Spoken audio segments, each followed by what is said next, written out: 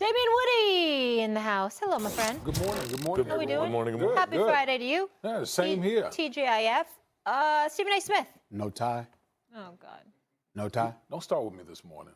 All right. You know what? I'm going to beat up on Max. I want Max to go first here because Now Max is going first? Yes, Are we he going to is. debate that, or we're good There's on no it? debate. Okay. You knew that before the show. But I here's did the not. deal. That's a lie. I will wait to hear what Oh. these two individuals have to say before I chime in. Oh, he's on one today, Molly. You are on one today. It started before the show. Let me also remember, I always also want the world to know I'll be looking at Bill Wolf, your buddy, the executive producer of Get Up, because it's the Baker Mayfield phenom and all the pom-poms walking around in this studio. Y'all go ahead and speak. My comments will be directed to all of y'all, all of yous. Now go ahead, Max.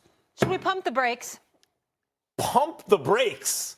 Is this a trick question? We should hit the gas. We should floor it. You heard what with the points that were just made. The Cleveland Browns fans have suffered unlike any other fan. You know, Cleveland cares more about football than anything. They've had LeBron James. They've had the Cleveland Indians, who've been a powerhouse recently, and all they want is the Browns to be good. I mean, the dog pound. This franchise left town.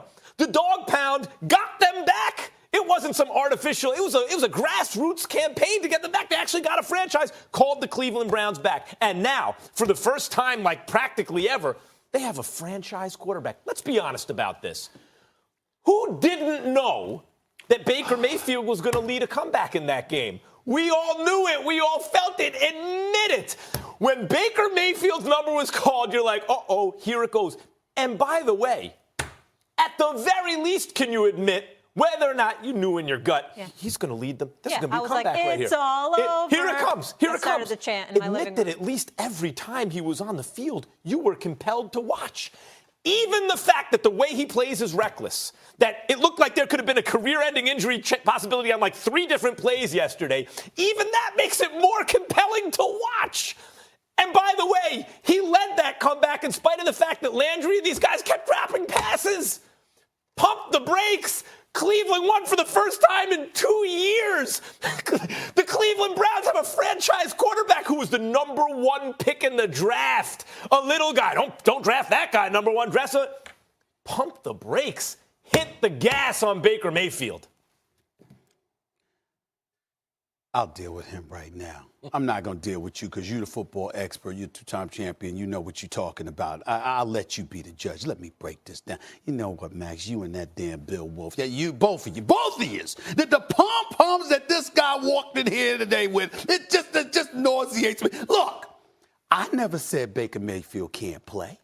What I said was he needed to wait in order to be the starter. Now, obviously, when you look at the fact, even before he was concussed, you had the Jets, 4 sacks, 10 quarterback hits, held the Browns to 3.1 yards per play while he was in the game. We're talking about Tyrod Taylor. We understood that even without the concussion, a change was coming. And I'm not taking away from what we saw from Baker Mayfield, 17 to 23 to 201 yards in the second half. Impressive. But can we pay attention for a second to what happened with the New York Jets? In other words, there's a damn APB out for their damn defense. Where the hell did you go? I mean, this guy comes into the game and you're acting like you didn't know how to play football anymore.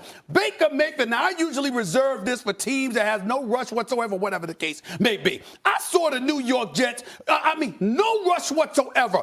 He had 1 sack. You sacked him 1 time. Outside of that, Baker Mayfield was sitting back ordering lunch and dinner all at the same time, calling his honey, saying I'll be home at a such and such hour. There was no please. He was evading pass rushes and keeping his eyes down the field. Excuse me. Sometimes, but for the most part, that was not the case. That's number 1. Number 2, how many mistakes do the Jets have to make defensively? We've got a situation here. You got Claiborne on the 2-point play, okay? He gets called for a holding penalty. After Cleveland gets stopped, they wouldn't have been able to tie the game, all right? He gets called for a holding penalty. They pull out their Philly special, and Baker Mayfield catches a touchdown pass and a flea flick, all that. All right, that's fine, okay? But then you got a situation where they go a 15-play, 75-yard drive. You look at the New York Jets, they had lapses all over the place. Offensively, Anunwa, can somebody else play the receiver's position, please? I mean, you got Curse in the slot.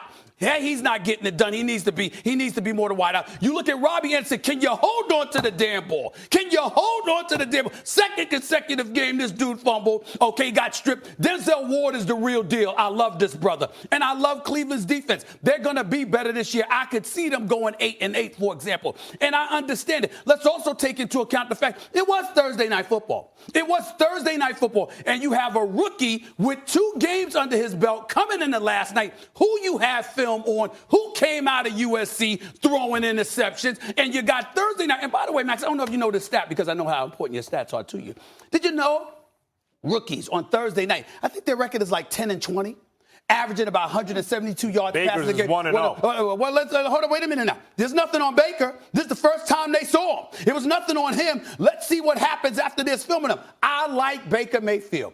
Baker Mayfield could play. Met the brother at the playoffs. Nice dude. We know walk on twice in college. Completed 70% of his passes. He's real. I get all of that. All I'm trying to say is this.